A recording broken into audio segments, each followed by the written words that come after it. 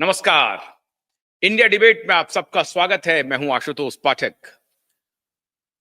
दोस्तों, लंबे समय के बाद स्टूडियो से आप सबका स्वागत कर रहा हूं और मुंबई महाराष्ट्र में जो हलचल हो रही है उसकी ताजा खबर लेकर के आया हूं। जैसा कि मैंने आपको बताया था कि एसआईटी के एक्शन के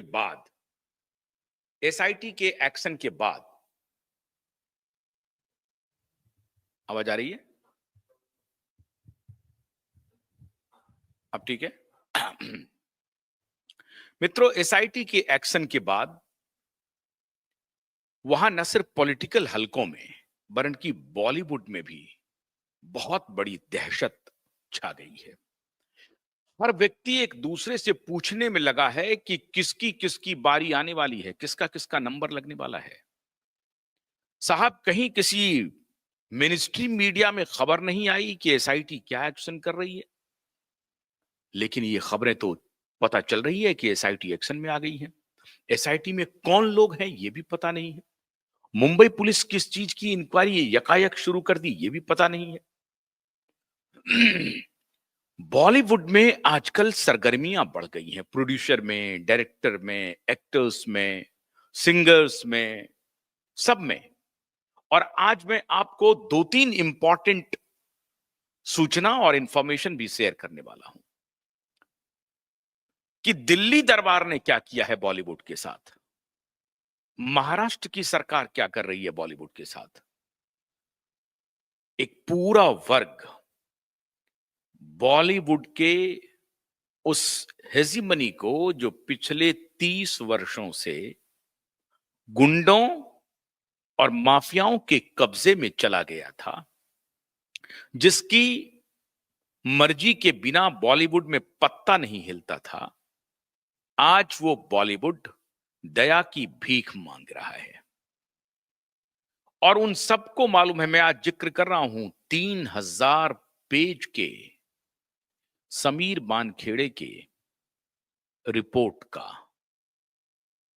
और अब उस रिपोर्ट के बारे में मुंबई पुलिस भी तहकीकात कर रही है।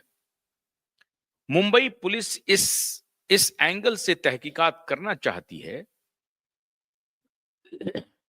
कि दिशा की जो हत्या हुई जिस रात, उस रात उस जगह पे कौन कौन मौजूद था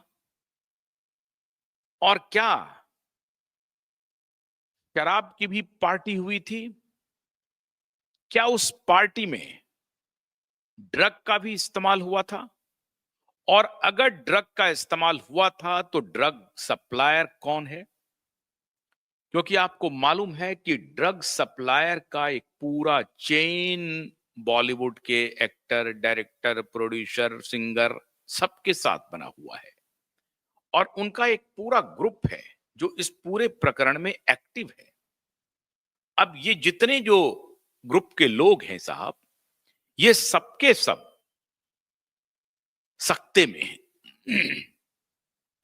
कि अब होगा क्या, बॉलीवुड का क्या होगा। जैसा मैंने आपको बताया कि केंद्र में माननीय मोदी जी ने एक बहुत बड़ा तुरूप का पत्ता चल दिया है। पिछले दिनों आप एक तस्वीर देखे होंगे जब राज कपूर के जन्मदिन पे 100वें सालगिरह को लेकर के मुंबई में एक कार्यक्रम रखा गया था, मुंबई की पार्टी हुई थी और इसकी सूचना देने के लिए कपूर खानदान पूरा उठ करके प्रधानमंत्री नरेंद्र मोदी के पास चले आया था। सोनू निगम को देख लीजिए, अभिजीत भट्टाचार्य को देख लीजिए, अरिजीत सिंह को देख लीजिए, ये सब, अन्नू मलिक को देख लीजिए, अनुपम खेर को देख लीजिए, बाकी तो और लोग वहां पर ही हैं। ये सब के सब अब एक खेमे में हैं। और जो दूसरा खेमा है, जिस खेमे में ये जो सरगना, जिसकी हेजिमनी चलती थी, जिसके इशारे पे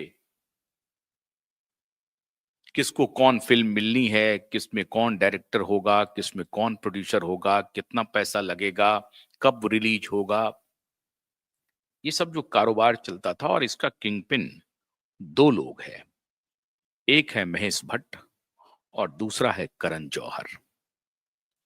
और उनके जो शागिर्द हैं वो सब गाइड हो रहे हैं खान से, चचा जान से। 60 के क्रॉस हो चुके हैं वो, इसलिए वो खान साहब से वो गाइड हो रहे थे। नरेंद्र मोदी ने ऐसा दांव चला है कि बॉलीवुड पूरी तरह से विभाजित हो गई।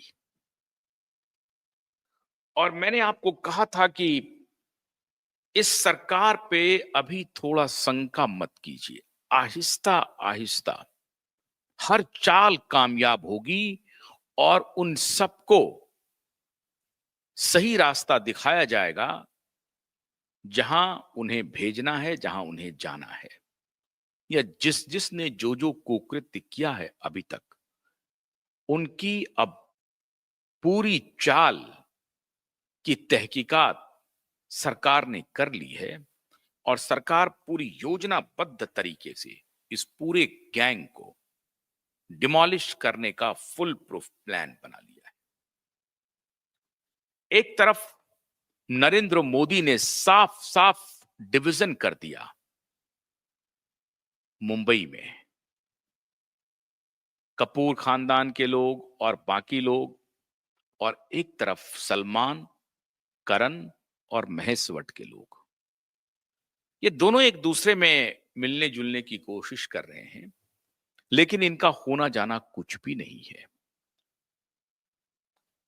एक तरफ प्रधानमंत्री की तरफ से सिग्नल, दूसरी तरफ महाराष्ट्र में देवाभाऊ का सिग्नल एसआईटी को, और तीसरी तरफ एक जो अद्भुत बात हो रही है, वो कहते हैं ना कि सरकार या एजेंसी या और कोई भी आप ताकत लगा लें, लेकिन हुई है वही जो राम रचि राखा। एक खौफ पैदा हो रहा है अभी बॉलीवुड में। सरकार विरुद्ध है, लेकिन सामने से सब कुछ ठीक है। देवा भाऊ सामने से कभी ये नहीं कहने वाले हैं कि हम किसके खिलाफ हैं, हम किसके समर्थन में हैं। देवा भाऊ बार बार कह रहे हैं कि नहीं, हम तो भैया जो एसआईटी अपना काम करेगी वो करेगी। ना तो इसकी कोई प्रेस ब्रीफिंग की, ना किसी मीडिया को बताया, कोई खबर कहीं नहीं, कानों कान लगने नहीं दी देवा भाऊ ने। दूसरी तरफ लॉरेंस बिश्नोई के डर से कोहराम मच गया है। बड़े बड़े बुलेट प्रूफ के कांच के ग्लास लगाए जा रहे हैं बालकनी में, कटीले तार लगाए जा रहे हैं बाउंड्री वॉल पे, पिलर्स पे, खिड़कियों में। जहां कहीं से भी गोली आने की संभावना है, उससे बचने के लिए खान साहब बुलेट प्रूफ कांच लगा चुके हैं। आज की खबर में बता रहा हूं, बुलेट प्रूफ कांच लगाया गया। जिस जिस जगह से गोली आने की संभावना हो सकती है, उस जगह पे बुलेट प्रूफ कांच लगा दिए गए।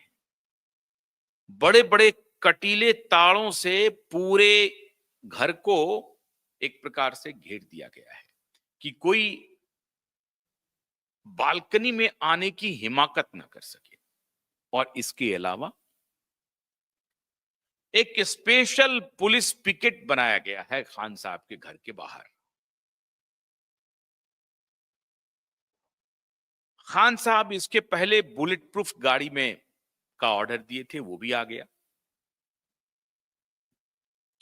लेकिन मुंबई पुलिस के इंटेलिजेंस पे खान साहब को ये एक प्रकार से सूचना दी गई कि आपकी सिक्योरिटी हमें बढ़ानी पड़ेगी। जाहिर है मुंबई पुलिस को या मुंबई के इंटेलिजेंस को, आईबी को, सीआईडी को, वहां के स्टेट इंटेलिजेंस को ये जानकारी कहीं ना कहीं से जरूर हाथ लगी होगी साहब कि आपके